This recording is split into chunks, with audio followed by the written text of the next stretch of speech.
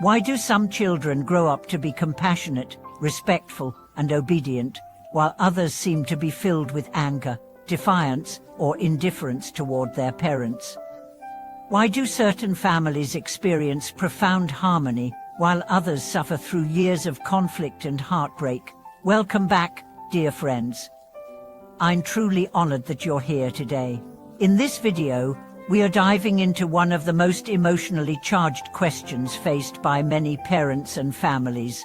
When a child turns rebellious or unfilial, is it simply personality, or is there a deeper karmic lesson unfolding? It's easy to label children as a good or a bad, respectful, poor, or disobedient, but Buddhism invites us to go much deeper. It asks us to look beyond behavior and into the subtle currents of karma, those invisible threads of cause and effect that bind us to each other over lifetimes. And when it comes to the parent-child relationship, those threads are among the most complex, powerful, and sacred in our lives.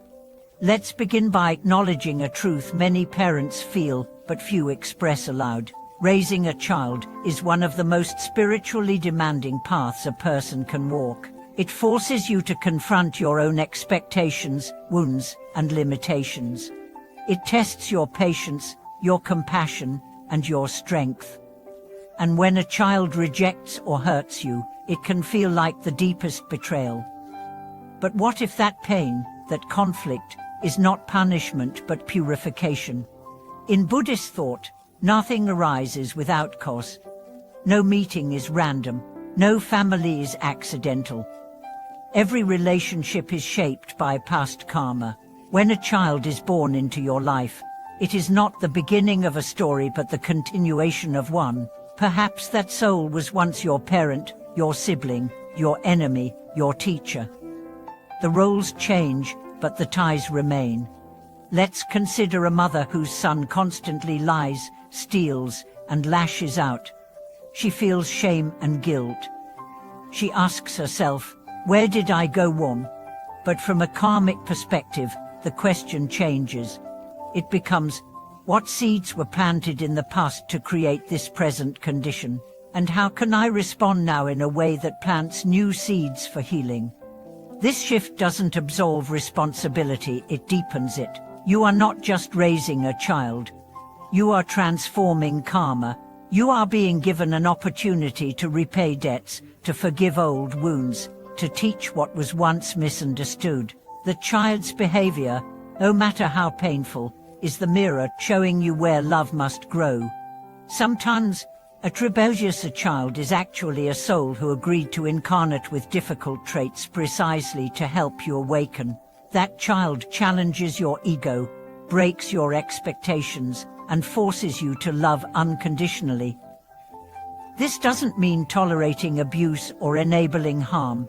It means recognizing that even in the chaos, there is a teaching. There is a chance to evolve. Let's tell the story of a father who had a son addicted to violence and crime. The father tried everything: discipline, therapy, prayer, but nothing changed. In despair, he turned to a Buddhist teacher and asked, "What do I do when love isn't enough?" The teacher replied, "Then you must love without needing to change him. Love not to fix but to illuminate." That shift in attitude didn't instantly reform the child, but it transformed the father. And slowly, over years, the son changed not from force, but from the silent strength of a love that refused to give up. This is what it means to respond to karma with wisdom. Not to fight it, deny it, or curse it, but to see it, understand it, and purify it. And often, the most difficult children are the ones who need that purification the most, not just for their sake, but for the entire family lineage.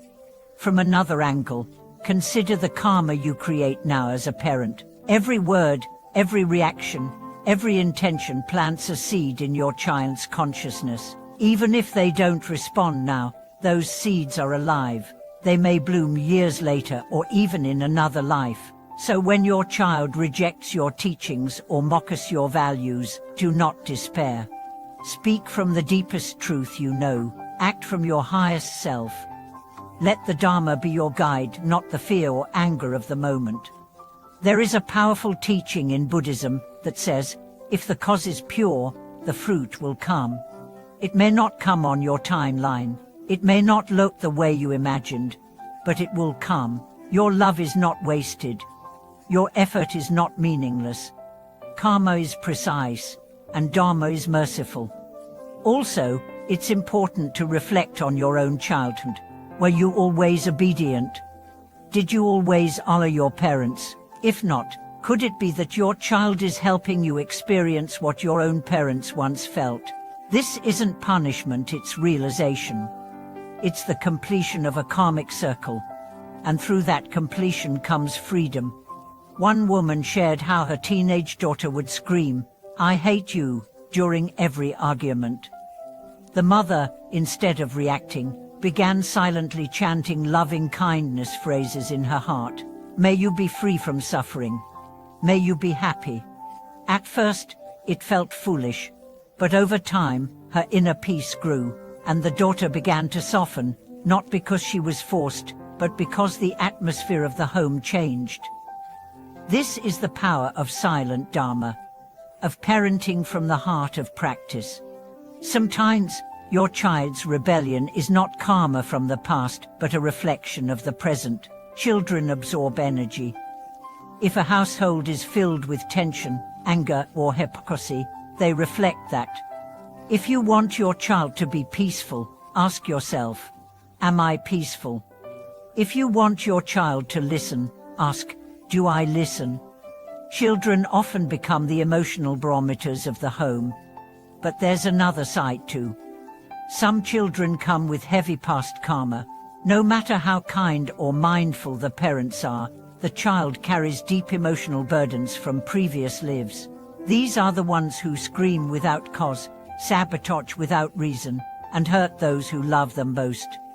In such cases, compassion must be combined with boundaries. Love must include wisdom. And most of all, you must not lose yourself in their storm. Instead, be the mountain. Steady, silent, rooted in your own practice. Let your presence speak louder than your words. Let your actions embody the Dharma, so even when your child rejects your teachings, they are still surrounded by the energy of truth. And finally, remember this, you are not alone. Countless parents walk this path. Across the world, across traditions, across centuries, others have felt your pain, cried your tears, and learned to love more deeply because of it. You are part of a sacred lineage of souls who chose to raise the next generation, not just biologically, but spiritually.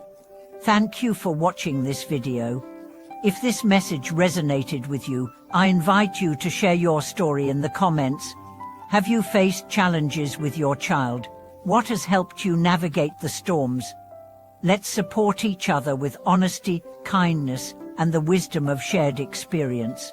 Please like, subscribe, and help this community grow. Your presence helps us spread teachings that bring light into the most personal corners of our lives. Until next time, may your parenting be patient, your heart be vast, and your path guided by compassion.